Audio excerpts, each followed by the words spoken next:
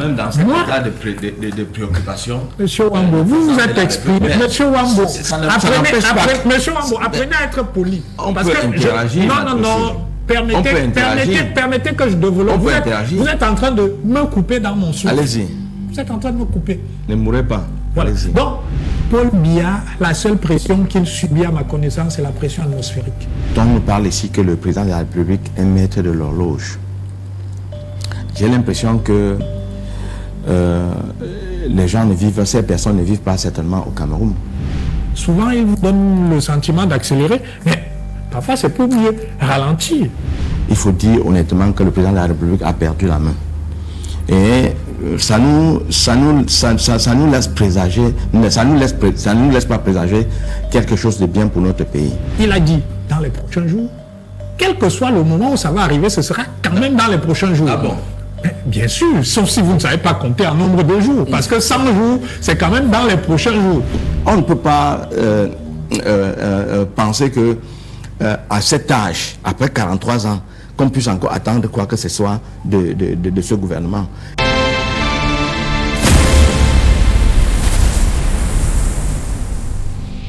D'un côté, un élu de l'opposition qui juge la présidence hors du champ et le gouvernement hors d'usage.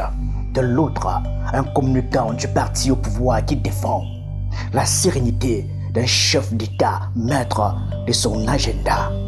Entre eux, une facture de lecture qui dit quelque chose d'essentiel sur la crise de gouvernance silencieuse que traverse le Cameroun en ce moment.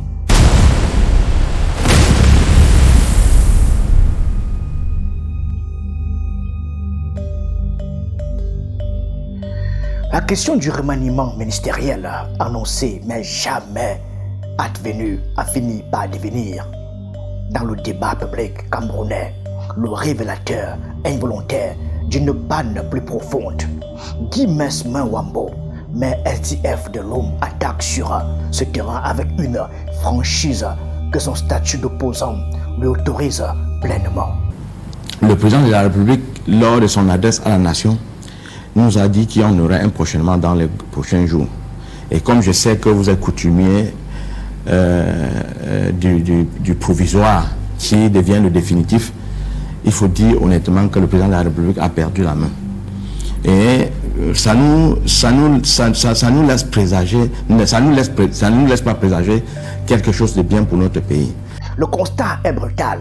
Le provisoire institutionnalisé, cette promesse qui se fossilise en attente permanente, est selon lui le symptôme d'une présidence qui a perdu la main. Ce n'est pas une simple impatience d'opposants. Monsieur le maire ancre ici son analyse dans l'économie réelle, les entreprises camerounaises moribondes, les politiques sans orientation, un gouvernement devenu attentiste parce que personne ne sait qui demain sera encore à son poste. Le temps politique n'est pas un luxe abstrait. Il structure ou désorganise l'ensemble de la mécanique de gouvernance. L'économie est aujourd'hui complètement en arrêt parce que les grandes décisions qui pouvaient permettre de structurer ces économies aujourd'hui et donner une orientation, on est encore dans l'attente. Et c'est pour ça que vous voyez que la plupart des membres du gouvernement sont devenus attentistes parce que aucune visibilité dans le développement du pays, aucune visibilité dans le cadre de l'orientation des politiques gouvernementales, aucune visibilité en ce qui concerne par exemple les responsables ministériels que nous attendons aujourd'hui. Patrick Rifoué, communicant du RDPC, choisit un tout autre registre. Face à l'impatience, il oppose la philosophie du chef d'État. Paul Biya, la seule pression qu'il subit à ma connaissance, c'est la pression atmosphérique. La formule désinvolte en apparence est en réalité le cœur de sa thèse. Biya serait un stratège du temps long, un homme qui fait monter la mayonnaise pour mieux décanter les ambitions et lire les loyautés. Ralentir dans cette lecture, c'est gouverner. Maintenant, le président est un peu facétieux, c'est-à-dire que souvent il fait monter la mayonnaise et puis il laisse le soufflet retomber. Mais ça, c'est calculé. Et pour ceux qui ont un peu étudié la manière dont il agit, c'est coutumier de sa manière de gouverner. Souvent, il vous donne le sentiment d'accélérer, mais parfois c'est pour mieux ralentir. Parce qu'il veut mieux comprendre la situation, savoir où les uns et les autres se situent. Donc même dans cet état de préoccupation... Monsieur Wambo, vous êtes exprimé. Monsieur Wambo, apprenez à être poli. On peut interagir. Non. Permettez que je développe. Vous êtes en train de me couper dans mon souffle. Allez-y. Vous êtes en train de me couper. Ne mourrez pas. Voilà. Donc,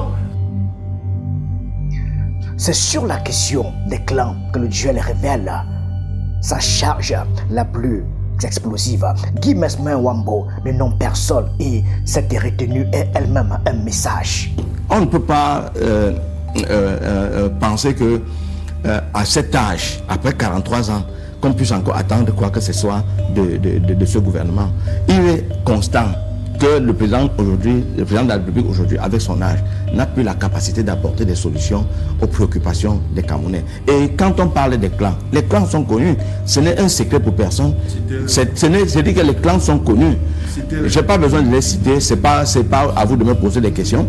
Les clans sont connus et les gens se neutralisent. Cette économie des noms propres est une technique rhétorique redoutable. Elle donne à l'auditeur l'impression de savoir de quoi il est question, transformant un non-dit en certitude partagée.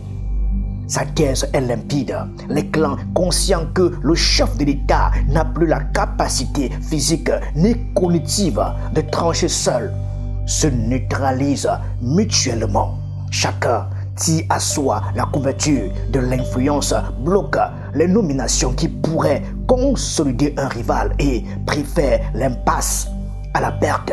Ce qui ressemble à une paralysie de gouvernance serait en réalité une guerre de positionnement par veto réciproque. L'immobilisme comme arme politique. Il se passe que tout le monde sait que le président de la République actuellement, au vu de son état de santé et même de son âge aujourd'hui, il n'a plus la capacité de pouvoir s'asseoir et procéder à une consultation à l'effet de produire un gouvernement. Donc, la plupart des personnes se neutralisant savent qu'il y a des gens qui tirent le marron du feu aujourd'hui. Patrick Rifoué ne nie pas l'existence des proximités ou des réseaux. Il serait difficile de le faire, mais il en relativise la portée en convoquant la théorie des réseaux. Toute organisation humaine génère des graphes de proximité et le RDBC ou le gouvernement en place n'échappe pas à cette loi sociologique. Ce serait, dans sa lecture, moins des clans structurés que des sensibilités naturelles, des affinités, pas des factions. Et bien évidemment qu'après l'introduction du poste de vice-président constitutionnel, il y a des sensibilités qui vont dire nous on souhaiterait que ce soit, je ne sais pas moi, Franck Biya, nous on souhaiterait que ce soit Gongo, nous on souhaiterait que ce soit Philémon Yang, nous on souhaiterait que ce soit Louis-Paul Motazé, nous on souhaiterait que ce soit Jean Bouté. Donc vous avez des gens qui le pensent, et pas seulement au gouvernement, même des Camerounais. Si vous interrogez les Camerounais, ils vous diront moi je pense plutôt à tel. Est-ce que ça en fait des clans qui vont avoir un effet sur l'action du président? Moi, je serais modeste à ce niveau. Il avance un argument supplémentaire qui mérite examen. Si les clans avaient réellement la capacité de bloquer le chef de l'État, pourquoi la réforme constitutionnelle créant le poste de vice-président aurait-elle été adoptée? Cette introduction constitutionnelle, selon lui, prouve que Biya reste le seul architecte des grandes décisions. Je dis, il faut rester modeste sur le fait qu'il y ait des gens qui infléchiraient l'action du président. Les mêmes n'ont pas vu le poste de vice-président arriver. Parce que si on s'en tient à cette théorie-là, il n'y avait pas de raison que le chef de l'État introduise ce poste-là. Donc on nous dit aujourd'hui que les mêmes empêcheraient que Paul Biya désigne quelqu'un. Non, je dis, attendons, parce qu'il a dit, dans les prochains jours, quel que soit le moment où ça va arriver, ce sera quand même dans les prochains jours. Ah bon? Bien sûr, sauf si vous ne savez pas compter en nombre de jours. Parce que 100 jours, c'est quand même dans les prochains jours. Même 2 ans, c'est dans les prochains jours. Oui, mais même 2 ans. Même 4 ans. 2 ans, ça fait 600. 2 ans, ça fait 700. 2 ans, ça fait 700 jours. Donc, ça, vous allez permettre qu'il aille au bout de il ça. faut... Un argument de légitimité par l'acte, mais qui, paradoxalement, renforce ici l'interrogation centrale. Si le président gouverne seul, pourquoi ce vide de gouvernement? La révision constitutionnelle camerounaise d'avril 2026, adoptée par le Congrès, a introduit le poste de vice-président de la République. Une première dans l'histoire constitutionnelle du Cameroun. Cette réforme a immédiatement relancé les spéculations sur la succession et sur les équilibres internes au RDPC. La désignation du titulaire de ce poste constitue désormais l'enjeu politique central autour duquel s'organisent, selon de nombreux observateurs, les rivalités du clan. Le maire de Louma formule une hypothèse audacieuse sur les ressorts de la paralysie gouvernementale. C'est un ministre persuadé que les décrets de remaniement ne proviendraient pas du président lui-même, mais de ses entourages, refuseraient de partir. Ceux qui sont en retrait sont dans l'attente et ils savent que si aujourd'hui il y a un remaniement qui arrive, il y a de fortes chances que certains ministres refusent de partir de leur poste parce qu'ils auront la conviction que ce remaniement ne vient pas du président de la République. C'est pour ça qu'il y a cette difficulté à mettre sur pied un nouveau gouvernement de la République. Si cette analyse est exacte, nous serions face à une crise de légitimité interne sans précédent. Un gouvernement où les membres eux-mêmes doutent de la source réelle du pouvoir. C'est une mise en accusation d'une extrême gravité. Elle dessine ici les contours d'un État fantôme, une présidence dont les actes sont attribués à des collaborateurs anonymes plutôt qu'aux titulaires constitutionnels de l'autorité. Guy Mesmawambo parle de discours inspirés de ses collaborateurs, de décisions prises par un cercle de personnes qui gèrent le pouvoir en lieu et place du président lui-même. Il y a des gens qui, aujourd'hui, même les discours du président de la République que nous lisons aujourd'hui, on a l'impression que ces discours ne sont pas inspirés du président de la République, ces discours sont inspirés de ses collaborateurs. Il y a une clique de personnes aujourd'hui qui gèrent le pouvoir.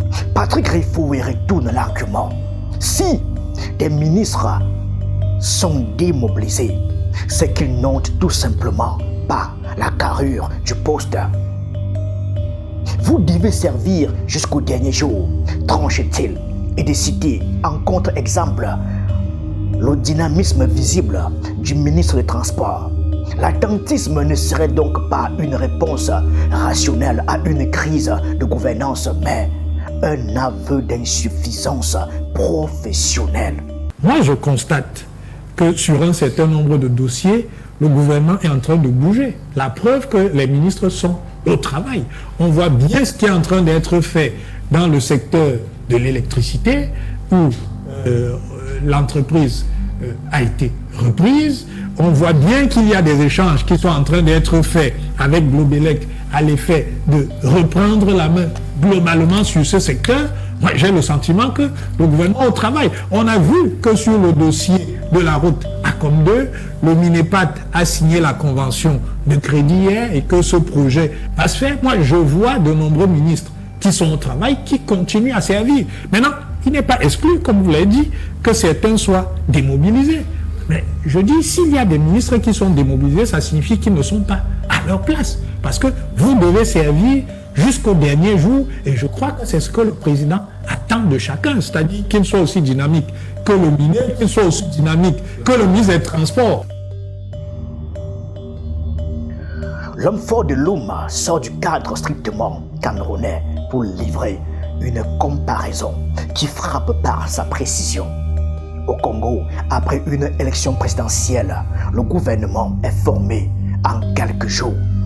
Au Gabon voisin, la transition s'est accompagnée d'une efficacité institutionnelle visible. Ces référentiels régionaux sont stratégiquement choisis. Ils normalisent ici l'exigence de célérité et dénormalisent la lenteur camerounaise en la sortant du domaine de l'inévitabilité. Ailleurs, je crois que c'est au Congo, l'élection présidentielle. Et les jours qui suivaient, il y a un premier ministre et les ministres ont été connus. Nous l'avons vu au Gabon à côté. Mais comment vous pouvez imaginer qu'avec tout ce que nous avons comme préoccupation dans notre pays, vous nous dites que le président de la République peut être dans la consultation. Le temps du président de la République ne l'appartient pas, ça appartient aux Camerounais. Nous avons besoin de solutions urgentes pour notre pays. Après 43 ans, regardez dans quel état de léthargie notre pays se trouve. On ne peut pas venir ici justifier n'importe quoi. L'homme du RDPC, lui, se retranche derrière la lettre constitutionnelle. Rien n'oblige le président camerounais à renouveler son gouvernement dans un délai précis. C'est exact, mais cette défense textuelle évacue précisément ce que Guy Mesmin Wambo désigne comme essentiel. Non par la contrainte juridique, mais l'exigence même démocratique et le coût humain de l'immobilisme. Le droit peut être respecté et la gouvernance être en panne simultanément. Cette divergence de méthode, Guy Mesmin Wafo qui résonne en coûts sociaux, Patrick Ifoué qui résonne en conformité légale, est peut-être la fracture la plus révélatrice de ce duel. Elle n'est pas conjoncturelle.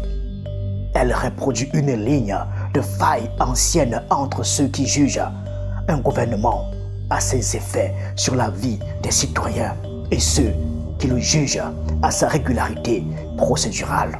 Donc, ceux qui se mettent en marge de l'action publique en se disant tant qu'il n'y a pas de décret, en réalité sont en train de nous dire qu'ils n'auraient jamais dû se retrouver à ce niveau de responsabilité, parce que quand vous êtes à ce niveau de responsabilité, vous ne vous reposez pas sur le fait qu'il va y avoir un décret à 17h qui va vous confirmer ou qui va vous dire rentrez à la maison. Guy Mesmin Wafo franchit une ligne que peu d'acteurs politiques osent franchir publiquement. Il met directement en doute la capacité physique et cognitive du président Paul Biya à exercer ses fonctions. On ne peut pas penser que à cet âge, après 43 ans, qu'on puisse encore attendre quoi que ce soit de ce gouvernement.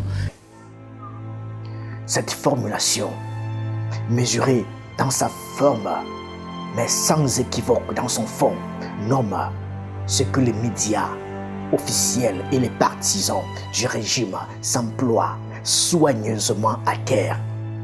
C'est un coup politique, mais c'est aussi une interpellation démocratique légitime. Dans une république, la capacité du détenteur du pouvoir exécutif à exercer effectivement ses fonctions relève de l'intérêt public. La question ne se pose pas en termes de respect pour la personne, elle se pose en termes de responsabilité constitutionnelle. Patrick Ifoué ne répond pas directement à cette mise en cause. Il s'en tient à l'agenda présidentiel et à la capacité d'action visible de plusieurs ministres. Mais cette esquive est elle-même un aveu implicite. L'argument de la capacité présidentielle est difficile à contester frontalement parce que le faire exigerait de produire des preuves d'une activité que le régime s'emploie précisément à dissimuler. Au bout du compte, cette duel expose une tension que le Cameroun officiel ne peut plus contenir. D'un côté, une opposition qui ose nommer le vide au sommet de l'État. De l'autre, un camp présidentiel qui s'épuise à habiller ce vide en stratégie. Entre les deux, la réalité vécue d'un pays qui attend, suspendu à des décrets qui ne viennent pas. Merci.